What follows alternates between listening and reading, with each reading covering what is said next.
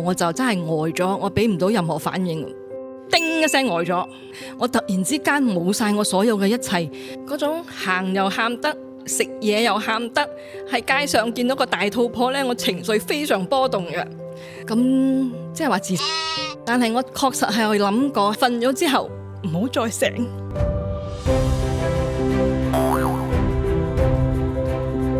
Hello， 歡迎你。你好。其實我聽到你呢係可以講一口好流利嘅粵語嘅，因為你有特訓過啦，或者係點？咁基本上係因為我喺過去嘅10幾年都喺澳門工作，然之後又去過北京，跟住輾轉又翻去澳門，基本上前後都20幾年啦喺澳門，咁所以就沾咗佢哋一啲嘅口音啦。咁我知道咧，你喺北京嘅時候咧係唔需要做咗嘅喎。係因為丈夫要離開澳門去北京做工，咁我就辭咗職，咁跟住佢去北京嗰度生活啦。好嚮往嘅一種全職家庭主婦嘅生活開始嚟嘅，又住豪宅啦，有司機啦，有工人啦，咁我仲養咗隻狗添嘅。咁俗語啲人話住洋樓養番狗，我諗我差唔多係咁啦。都可以講俗語話行死隔離咯。咁其實做少奶奶嗰部分，例如 facial 啊或者係咩咧？咁又唔係喎，我係圍住我個前夫氹氹轉嘅喎，佢開心我就開心嘅咯喎，每一晚都係2餸1湯咁樣招呼佢嘅，而且佢都好欣賞我啲湯啊，每次都會讚我湯好好食，多謝我咁，我就覺得好幸福啦。基本上呢啲咁安穩嘅日子，只係過咗幾個月咋。就係我無端端會坐喺度喊嘅，我會驚嘅，我會驚天黑，驚瞓覺，總之好驚啦，就喊嘅。都揾唔出咩原因嘅，就係毫無理由，無故哭泣。睇心理醫生之後，我呢個病原來叫做 panic attack， 咁藥物係幫到我嘅，確實。咁但係咩屋漏兼逢連夜雨啊 ？Exactly 啊！咁其實係實質上發生咗啲咩事呢？我嘅先生就突然之間一本正經咁同我講，佢唔係我想象中咁好嘅。然之後咧，佢咧就俾唔到幸福我嘅。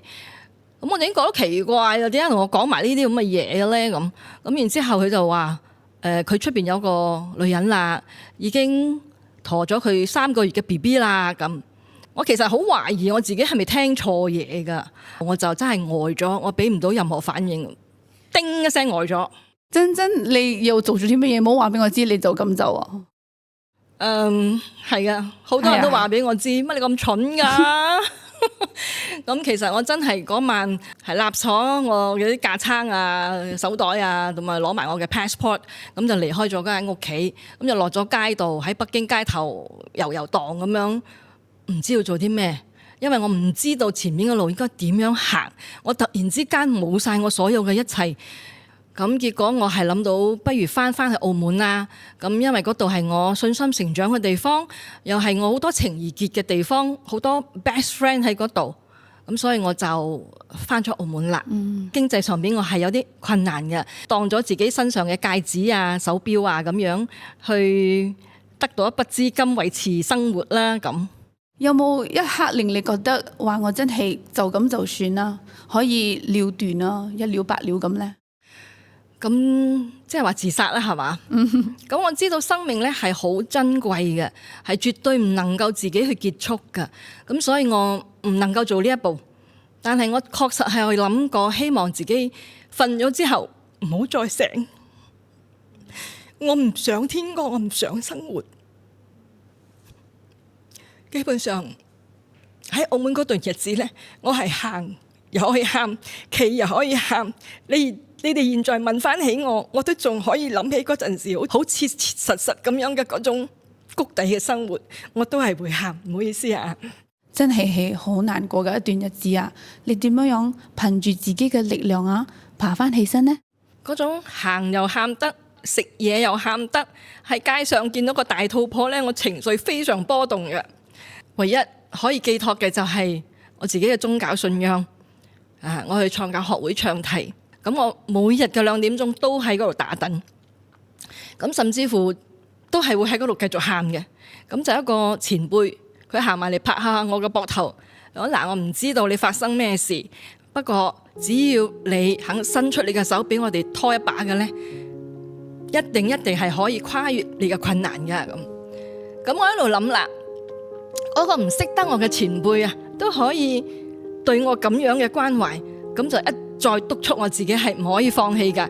你一定要 move it on 向前行㗎。仲有一位前輩呢，佢同我講：風鈴啊，你一定要相信自己擁有無限嘅力量。所謂英梅桃李，各有風采，你要有自信，要活得忠於自己。只要撐得過困難嘅風雨，一定能夠睇見勝利嘅彩虹㗎。咁所以靠住呢一點，我係繼續向前行嘅。仲有2句漁文最鼓勵我嘅係：冬必為春，變毒為藥。就係寒冷嘅冬天一定會過去，溫暖嘅春天好快會嚟，一切都會變好嘅。咁就我嘅舊老闆真係二話不說咁就同我講：你翻嚟啦，佢同我出一個工作准證，咁我所以就可以喺嗰度繼續逗留啦。咁有咗工作之後，自己就要真係向前行啦，要去行動啦，為自己企穩陣腳去打算將來嘅生活。咁所以我就喺嗰1年時間好努力咁去做好自己。工作上邊或者係學會上面，我都好俾心機去活動嘅。1年之後我就行出離婚嘅陰影，亦都克服咗我嗰個憂鬱嘅困難啦。咁我就唔使再食醫生開嘅藥，我都可以瞓覺啦，一覺瞓天光啦咁咯。哇，其實1年啊，係我認為係一個好快嘅時間嚟嘅，算快啦。你最大嘅改變係乜嘢呢？